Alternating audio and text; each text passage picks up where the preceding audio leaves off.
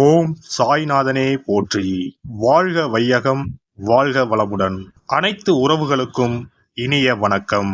நிகழும் மங்களகரமான குரோதி ஆண்டு சித்திரை மாதம் 18ஆம் நாள் புதன்கிழமை அன்று சித்தயோகம் கூடிய நன்னாளில் இந்த மகத்தான மே மாதம் பிறக்கின்றது.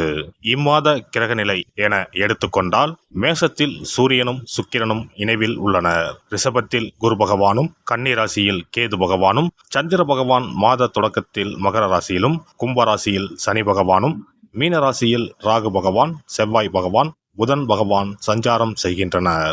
இம்மாத கிரக பெயர்ச்சி என எடுத்துக்கொண்டால் புதன் பகவான் மே மாதம் 10ஆம் தேதி மீனராசியில் இருந்து மேசராசிக்கும், சூரிய பகவான் மே மாதம் 14ஆம் தேதி மேசராசியில் இருந்து ரிஷபராசிக்கும், சுக்கிர பகவான் மே மாதம் 19ஆம் தேதி மேசராசியில் இருந்து ரிஷபராசிக்கும் பெயர்ச்சி அடைகின்றனர். இந்த கிரக சஞ்சார அமைப்பினால் இம்மாதம் உங்கள் வாழ்வில் ஏற்படக்கூடிய சுப மற்றும் அசுப பலன்கள் என்ன என்பதனையும், அசுப பலன்கள் ஏற்படுமாயின் ராசிக்காரர்கள் செய்ய வேண்டிய பரிகாரம் என்ன, வணங்க வேண்டிய தெய்வம் யார் என்பதனை பற்றியும் காண்போம். சித்திரை மாதத்தின் பிற்பகுதியும் வைகாசி மாதத்தின் முற்பகுதியும் இணைந்ததுதான் இந்த மகத்தான மே மாதம். உழைப்பின் அடையாளமாக விளங்கும் இம்மாதத்தின் முதல் தேதியிலேயே குரு பகவான் பெயர்ச்சி அமைவது மிக சிறப்பான அம்சமாகும்.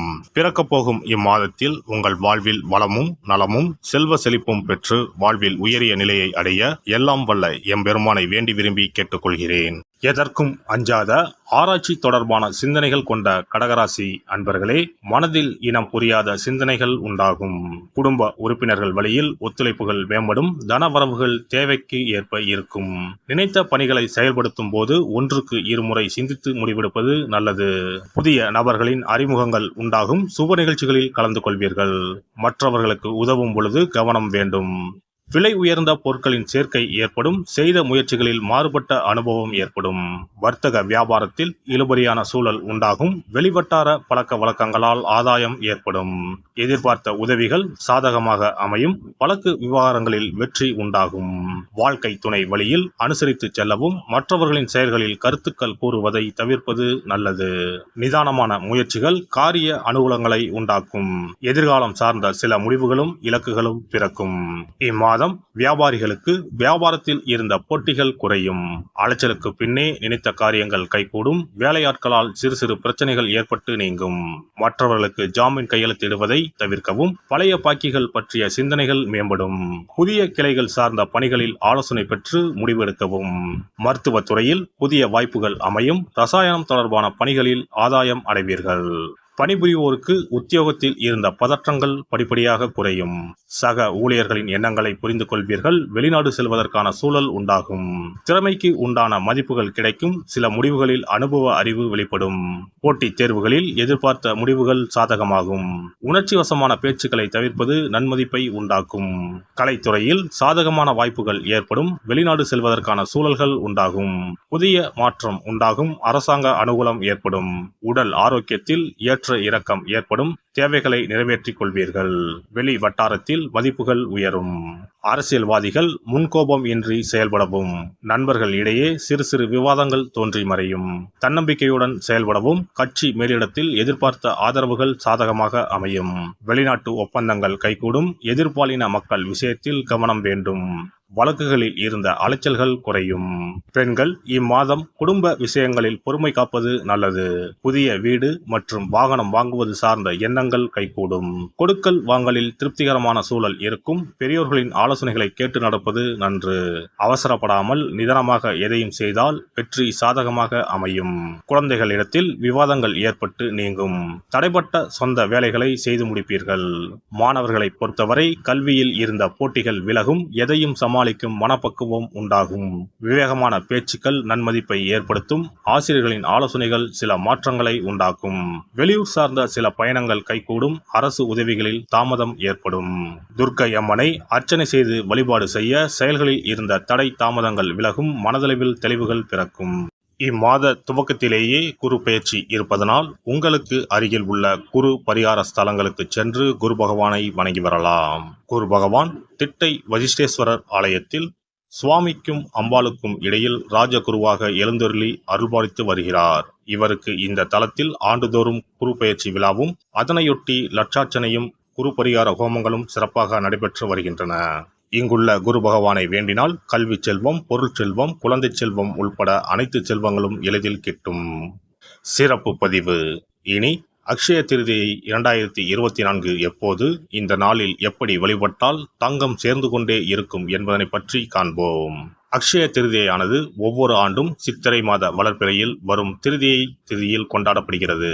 2024 ஆண்டில் மே மாதம் 10ஆம் தேதி வெள்ளிக்கிழமை வருகிறது.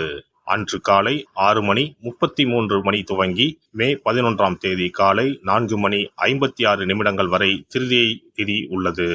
மகாலட்சுமிக்கு மங்களகரமான வெள்ளிக்கிழமையில் இந்த ஆண்டு அட்சய திருதியை வருவதால் இது கூடுதல் சிறப்புடையதாகவும் அதிக முக்கியத்துவம் வாய்ந்த நாளாகவும் கருதப்படுகிறது.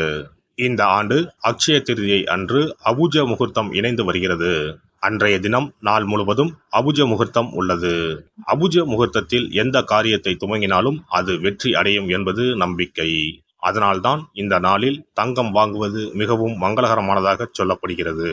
தங்கம் வாங்க முடியாதவர்கள் அந்த நாளில் மங்களகரமான பொருட்களை வீட்டிற்கு வாங்கினாலும் உயர்வான பலன் ஏற்படும் என்பது நம்பிக்கை.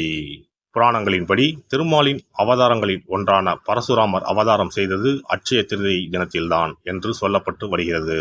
அதனால்தான் இந்த நாளில் பெருமாளை வழிபடுவது உயர்ந்த பலனை தரும் என சொல்லப்படுகிறது. அக்ஷய திருதியை அன்று அதிகாலையில் எழுந்து குளித்துவிட்டு சுத்தமான ஆடைகளை உடுத்த வேண்டும். பிறகு கோவிலுக்கு சென்றோ அல்லது வீட்டின் பூஜை அறையிலோ விளக்கேற்றி வழிபட வேண்டும். பிறகு மகாலட்சுமி தாயாரையும் பெருமாளையும் வழிபட வேண்டும். அவர்களுக்குரிய மந்திரங்களை சொல்லி பூஜை செய்ய வேண்டும்.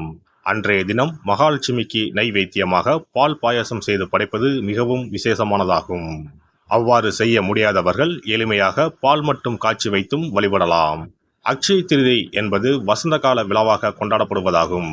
பெரும்பாலும் இது சித்திரை மாதம் வளர்பிறையின் 3ஆம் நாளில் கொண்டாடப்படும். இது பரசுராம ஜெயதி என்றும் கொண்டாடப்படுகிறது. சமஸ்கிருதத்தில் அக்ஷயா என்றால் எல்லையற்ற அல்லது நிலையான என்பதை குறிக்கிறது. எல்லை இல்லாத அதிர்ஷ்டம், செல்வ செழிப்பு ஆகியவற்றை தரக்கூடிய நாள் என்பது இதற்கு அர்த்தமாகும். புதிய தொழில் துவங்குவது, புதிய வேலையில் சேர்வது, புது வீடு குடிபோவது போன்றவை இந்த நாளில் செய்வது சிறப்பானதாகும்.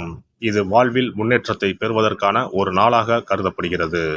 பெருமாளின் 6வது அவதாரமாக பரசுராமரின் அவதார தினமும் இதே நாளில் கொண்டாடப்படுகிறது. பல மங்கள நிகழ்வுகள் நடைபெற்ற நாள் என்பதால் இந்த நாளில் தங்களின் வாழ்வில் மங்களங்கள் நிறைய வேண்டும் என மக்கள் தங்கம், வெள்ளி வாங்குவதற்கான நாளாக இந்த நாளை கருதுகிறார்கள். திருதியை திதியில் என்ன செய்தாலும் அது பெருகிக் கொண்டே போகும் என்பது ஐதீகம். அதனால்தான் தங்கம் அதிகமாக சேர வேண்டும் என்பதற்காக இந்த நாளில் மக்கள் தங்கத்தை வாங்குவது வழக்கமாக வைத்துள்ளனர். அதோடு தங்கம் மகாலட்சுமியின் அம்சமாக கருதப்படுகிறது.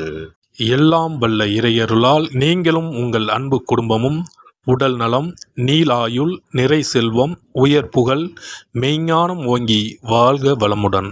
இந்த வீடியோ பதிவு உங்களுக்கு பிடித்திருந்தால் லைக் பண்ணுங்க, கமெண்ட் பண்ணுங்க, ஷேர் பண்ணுங்க. மறக்காம சப்ஸ்கிரைப் பண்ணுங்க. பக்கத்துல இருக்கிற பெல் பட்டனை கிளிக் பண்ணுங்க. நன்றி, வணக்கம். ஓம் நமச்சிவாய. சிவாய நம.